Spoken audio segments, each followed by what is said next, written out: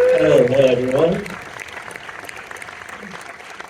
Thank you for being here. I'm Scott Farmer from The Hollywood Reporter, and it is a treat to have with us the three principal people behind this movie. So let's welcome them one by one. Please welcome Jennifer Grey.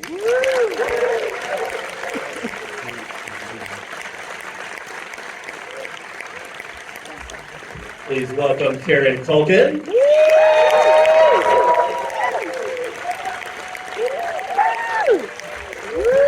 And last but certainly not least, the writer, director, and lead actor, Jesse Eisenberg.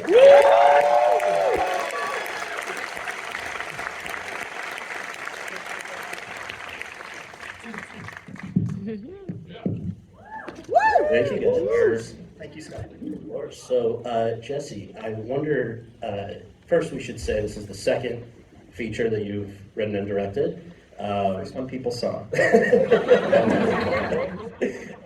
Tell us, though, I mean, you've been writing for a long time, since you were very young. You've had a lot of things that maybe we haven't yet had a chance to see, and it seems like this came out of a few things that were gestating, and then you decided to merge. Is that basically right? Yes, exactly. And first, if I can just say thank you so much, everybody, for being here. It's a real treat to be with fellow actors. Actually, my background is in playwriting, first play I wrote took place in Poland. It was about me and my second cousin who survived the war, and kind of a shitty version of me, like a kind of self-centered version of me. I mean, maybe accurate version of me. And then my second cousin. And then I've just written a bunch of other plays, and then I've written a story that took place in Mongolia about characters like Benji and David who are going to Mongolia to meet their friend who had moved out there, and I was like 30 pages into the script of these two characters kind of going to Mongolia. They got off the airplane, and I just couldn't figure out after 30 pages where the movie would go, and it was just kind of like dying in my mind. And as I was writing, it and frustrated, an ad popped up on the computer for Auschwitz tours, and then in parentheses, with lunch. And so I clicked on the ad, and it took me to the site of basically like a yuppie American tour to the sites of the Holocaust. And I was just like, this is so fucking weird. This is so weird. Oh, sorry for my language. I think there's sorry about that. You'll hear it again, I'm sure. But basically, I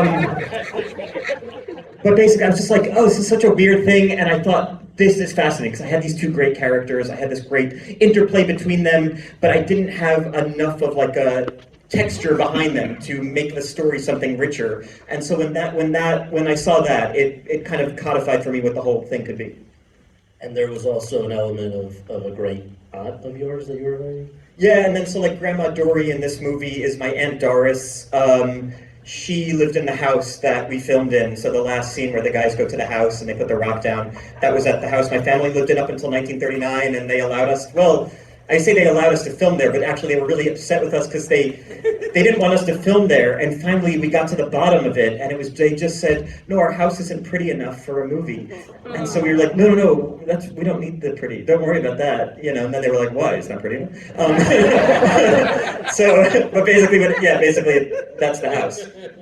So one more for Jesse before I move on down the line. But Jesse, I want to talk about the casting of this, because I believe for the role of Benji, you were originally considering a very talented actor by the name of Jesse Eisenberg, and so I wonder how this ended up not being you, and how it ended up being Kieran Culkin. I think there's an interesting story there. Yeah, very strange roundabout story. Basically, like after I had my sister I think is here, Hallie somewhere. You're here. Hi. So basically, I had written this scene on the monument where Kieran calls all the characters up, and I had showed it to my sister that night. I was like, I just wrote this scene, do you think it's funny? And she said there's one person who could play this part, it's Kieran Culkin. And so that was like 30 pages into it. And then I had finished the script, and I kind of forgot. Yeah, she's there. Yeah. You owe her 10% of, it wasn't even scaled because we're in Poland, so I'll give you $20. she owes you. I think that's right. So basically what happened was, but then I had kind of forgotten about that, and after I finished the script, I thought I would play that role. It's the cool role, and I'd kind of done a similar character on stage, so I thought, oh, this would be a good, showcase for me to do this interesting role that I wouldn't normally be cast in or whatever. And then our producer is Emma Stone, and she's produced and acted in a lot of movies. Yeah, she's an amazing producer as well as actor, obviously. And she told me, don't play that role. Basically, not like I would be bad in it. She just said or maybe that was what she was thinking. But what she said was just you can't run a set and then play a character that's unhinged. And yeah. But anyway, guess who can? But so I'll just say as my final part of my final answer was just it's the greatest decision that's ever been made on my behalf, because I have not seen live a better performance in my life than what Kieran did. And I think that, if everybody sees the movie, and we're all actors here, so we kind of understand what he's doing, the subtlety that he's bringing to the character. It's so hard to describe how brilliant it is.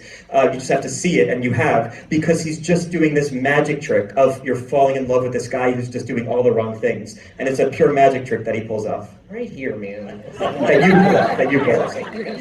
So Kieran, you, I believe, were filming the final season of Succession when this script showed up, and I wonder if you can tell us, your first impressions, and then also why it was that apparently you did try to get out of this gig. I did, but not for any creative reason or to me it was a brilliant script. It was all right there on the page, and I just couldn't wait to get in there and play it. But yeah, the shoot for Succession ended up going months late, and this got pulled up, and there was a scheduling thing and blah blah blah, and it basically meant okay, I have to go right into doing the job and be away from my family for a long time.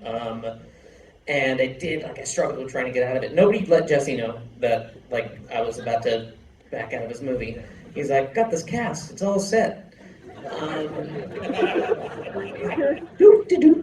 Yeah. Shooting in 2 weeks. Yeah, it was 2 weeks before when I was okay, I think I really might want to pull the shoot. But Emma Stone, producer, called, and she's caught wind of it, I guess, and I gave my explanation, and she was like, yeah, you got to prioritize family. I totally get it. And she completely left me off the hook. And I said, sure, do you need help, casting it or anything? I have some ideas, I can make some calls. And she was like, no, if you back out the whole thing falls apart, but it's fine. It was such reverse psychology. It was brilliant. It really was. And I was like, oh, they haven't started. She goes, oh no, they're in Poland, they hired a crew, they bought equipment, they spent a ton of money, but yeah, it's fine, go be with your family. Got off the phone, and that's it. Showed up there. Yeah. So Did she also escort you on the airplane? That's just, we happened to be on the same plane. I wasn't escorted. Same. It wasn't pin the boarding pass to my lapel. Here you go, buddy. I got a proof of life video from Dave, her husband, who's also the producer, of her holding your kid's hands walking through customs, and it was sent to me as we did it. It was definitely not sent to me hey, look who's on our flight. It was the Eagles landed. So Jesse, there's another important role here that you had to decide how you wanted to cast, and that is Marsha. And I wonder how you arrived at the very smart idea of going to an actress who we have all known and loved for, I won't say how many years, but it's been a long time, going back to Ferris Bueller and Dirty Dancing and so many other great movies. So please tell us how you came to the idea of casting Jennifer Grey.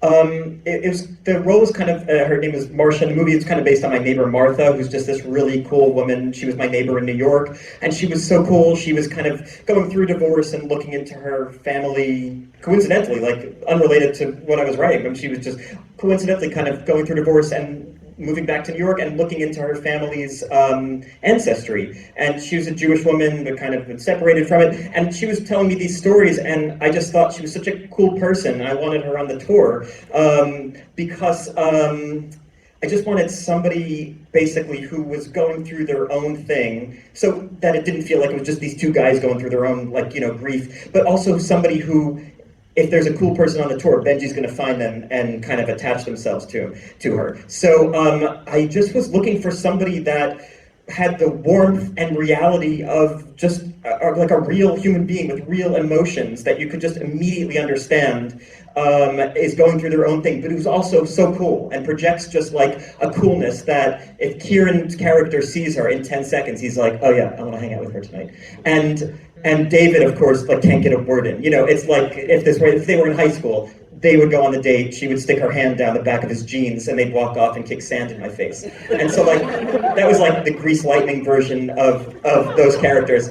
And when Jennifer's name came up, I was like, oh yeah, obviously, that's it. It was like lightning. It was like, oh yeah, of course, she's like the coolest woman on the planet and a great actress. And as whatever.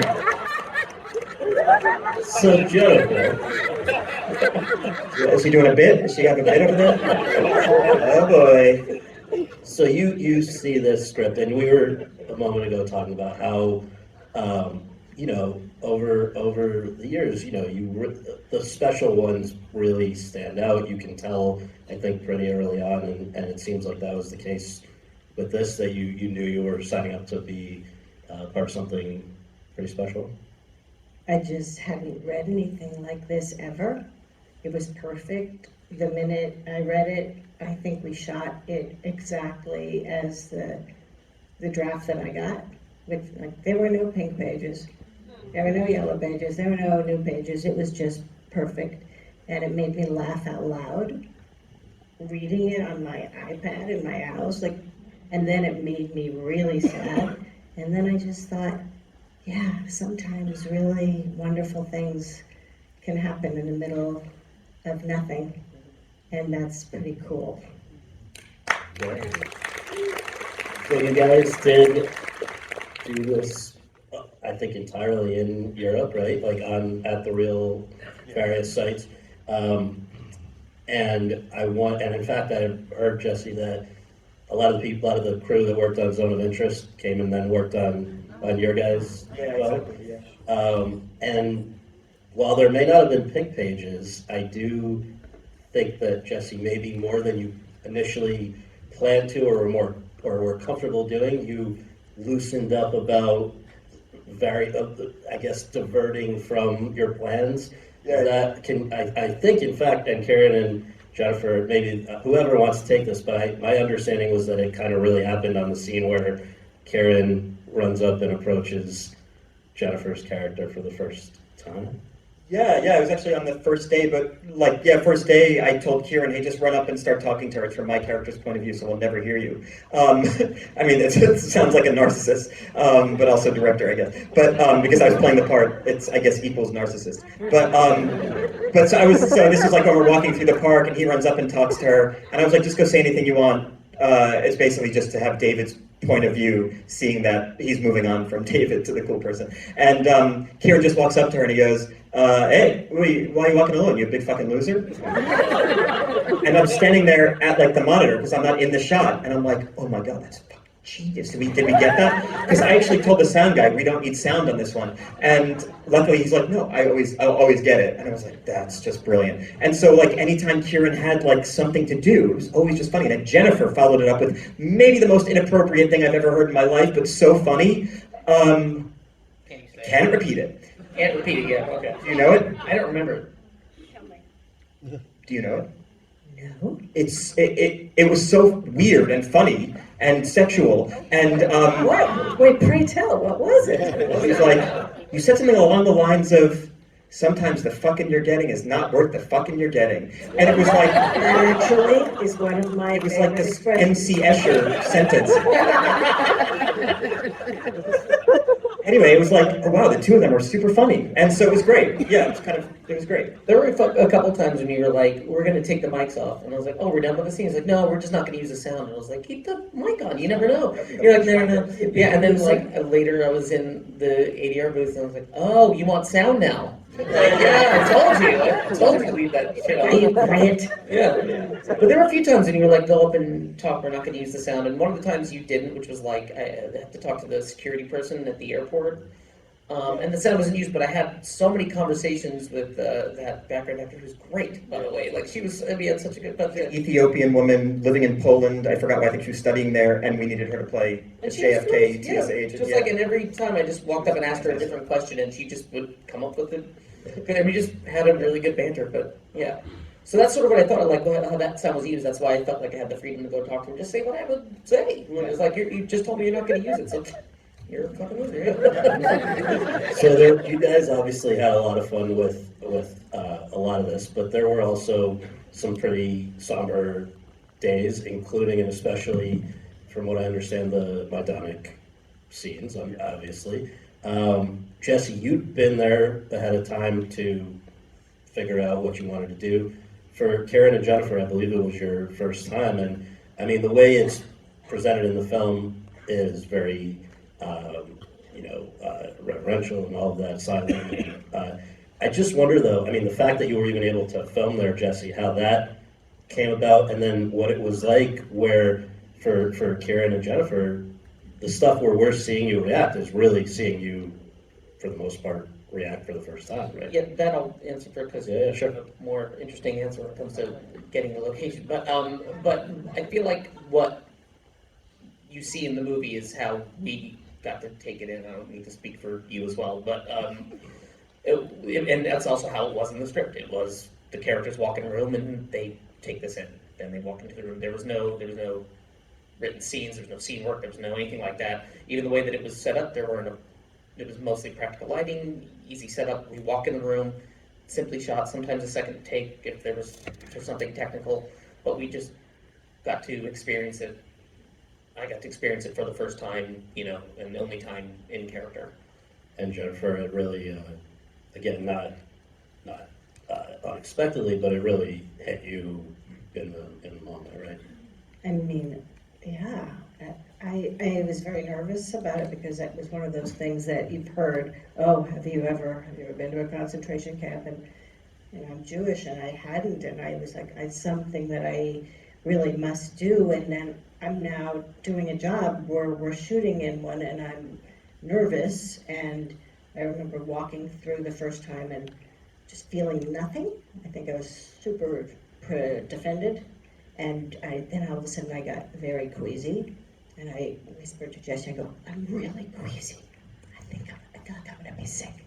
And he goes, well, did you eat something? Is it food poisoning? Like, I know he just saw the whole day go. He was like, oh great, we have one day here and she's not gonna be able to shoot. And I was like, I don't think it's that. I think it might be the place. And then we went and shot, and I was, I'm like, okay, I guess this is okay, I can handle this. And then all of a sudden, Will Sharp was given, Will Sharp, the actor who plays the tour magnificently, he was given, just the last minute, a testimonial from one of the survivors of the camp.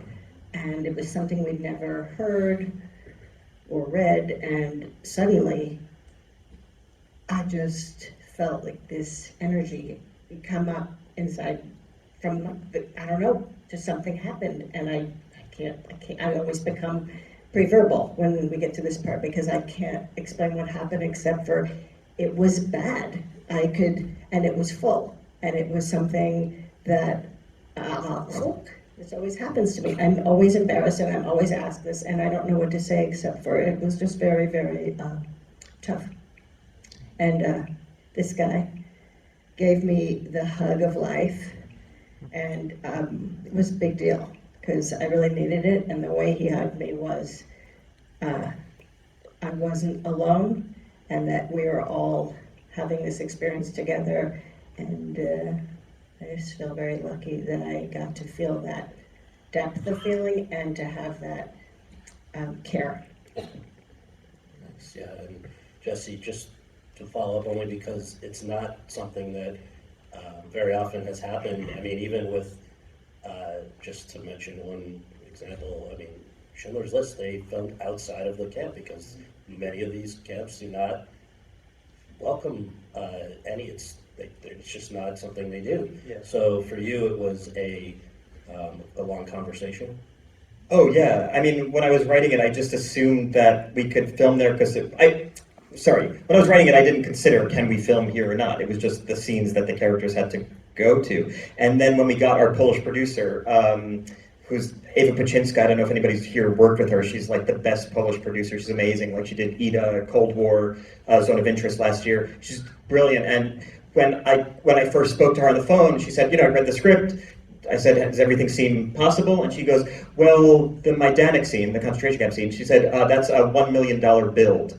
I was like, what? She's like, oh yeah, that's $1 million build. And I was like, what do you mean build? What's the build? And she's like, oh, we do this a lot, and it costs $1 million to build it. And my next question was, wait, there's somebody in Poland who just builds concentration camps now? And but basically, that was what we were going to do. And I said, no, please, it has to be there, and please just let me try. Please let me back channel, which meant for me just like going on museum websites and emailing people, Holocaust museum websites, and just saying, do you have any contact with Majdanek or anything? And emailing Majdanek, obviously. And finally got to the place where we could actually speak to Majdanek. And I knew once I could talk to them, I knew that they would let me, because I wanted to impress upon them, we are not trying to make your camp look like Auschwitz in 1942, and we're not bringing Nazi extras in to kill people. What we're doing is showing exactly the same thing you're showing, which is you're trying to show what this place is. Like, they spend every day trying to kind of teach people. It's a museum. They're trying to teach people what this thing was and what happened here. And I said, we're doing the exact same thing. So we have the same, mission statement. Would you accept it? And so after like 8 months going back and forth, them changing little things in the script, like little descriptions of stuff that they wanted to amend. It was amazing. In fact, they even, this was a weird thing, we went back and forth with exact wording for each thing, to the point where, they were actually lowering the number, I had whatever number of people killed, some, unimaginable number, and they actually, brought it down. They're like, no, it's the accurate number is this. It was just this really special, authentic, pure experience. Amazing. Well, such a powerful movie to watch, and I will close this conversation though with a more general question for each of you, which I have been told, because we are largely in a room of fellow actors, will be appreciated. So just, I think each of you started very young in the business, and so the best advice that you ever received from a fellow actor that served you in the years since you've grown up in the business. Jennifer, do you want to lead us off? I guess my dad, who would have been the person I spent my whole life listening to and looking up to. And it wasn't so much what he said, it was more just that you just keep going and you just keep doing what I don't know, it's like there's never a question. It's just like, oh yeah, let's just keep going. Don't let anybody stop you. You just go. And you bounce back, and you're resilient, and you just keep aiming, keep your aim true. And the great Joel Gray is still going strong. I hear he's seeing the movie tonight, which is very cool. And if you guys make fun of me in front of him, I'll kill you. Is that the later screen? Yes. So I can do it now? Get it out. Just get it out. So, Kieran. Good question. Wish I took time to think. Yeah, I got an answer. There's a little technicality on it, because it was a direction I got from a writer director who is an actor. It's not you. Don't. It wasn't not for me. You're like a writer director and an actor. That's me. Everything's me. He said it was a guy. It's me. But it was a good direction that I realized it was. What he said was, so it was burst years. I was doing this movie, he goes down, and I'm doing a scene with actor Reg Rogers, and he's a therapist, and he comes in he's one day at work, and makes this brilliant choice where he's like, he has a cold or something, and he's doing this, and he's magnificent. I'm 18, and I have the script memorized, and I'm like excited to do it, but for whatever reason, I feel like I'm just like, I'm stale or boring or something, like it isn't working. And Burr sort of saw me struggling, so he came over to me and he goes, on this next one, try making fun of him. And I was like, oh, okay, it was like right before we are gonna roll. I was like, what do you mean, like say something? Because I'm not gonna like improv something. He goes, no, don't change the dialogue. Just make fun of him. You'll be fine. And left. And I was like, I don't know what that means. And I was like nervous, and I found like we did the next take, and I'm like watching him, and he's doing all this crazy stuff. And he did something where he asked me a question, and he just like shifted in his chair, and then I just replied by shifting to my chair and saying a sarcastic response, and then I was like, oh, okay, so we did that, and then it felt like alive, and then we did the next take, and I realized the reason that Bert gave me that note was not to use me making fun of him, it was to get me to pay attention to him and listen to him, and I realized I was watching every bit of him, and I was able to absorb, and I was in the scene, and the scene worked. So if ever I feel like I'm a little bit like at a loss or things feel a little bit stale, I just think like, I'm gonna make fun of this Bert. I feel like you're making fun of me every time. You always do. Now I understand. Always. That's where it came from. Thank Bert. Jesse, can you close us out? Oh, sure. I give two, but I'll make them half stories. But just the one that applies to this is something I always think of because it's just the most absurd thing that's ever happened to me. Where I was doing a scene with Laura Linney, and she was slapping me in the face. And she said to me, do you know how to do this in movies? And I was like, oh God, no, please tell me, because she had to slap me in the face. I was like, no, please, what's the trick? I don't want to get hit in the face. And she goes, okay, you look the person in the eye. I was like, okay. And she goes, and when you make eye contact, you slap him in the face. And she slapped me in the face. And so we were doing like the last scene of this movie, and I was telling Kieran, I was like, do you know how to get slapped in the face? He was like, no, how? I was like, Laura Linney.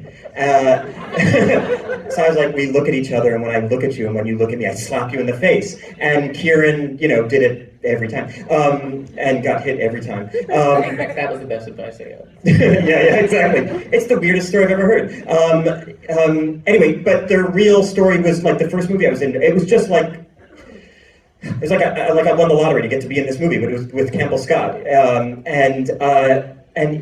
he was like having a really bad morning, something in his personal life, and the director was something, and I remember thinking, I'm doing terrible in this movie, and that's why everybody's on set, upset.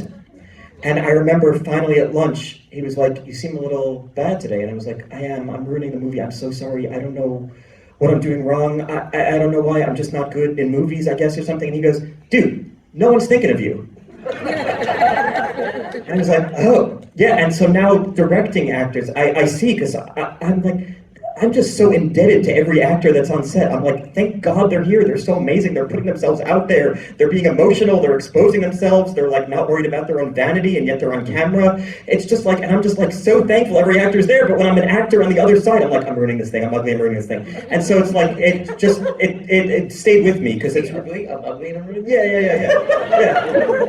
And so like, that's what it is. It's like, I wish directors would tell all the actors, we're not worried about you. Don't worry. Good. That's great. Wait, can I tell one that isn't even my story, but I like telling it? It's about it's my brother Mac, when he was 6, did his first movie. It was called Rocket Gibraltar, and he's doing a scene with Burt Lancaster, and Burt Lancaster says to him as like a joke, he leans to the 6-year-old, like after doing the scene, he goes, "You got any advice for me?" And without skipping a beat, my brother goes, "Yeah, don't step on my lines."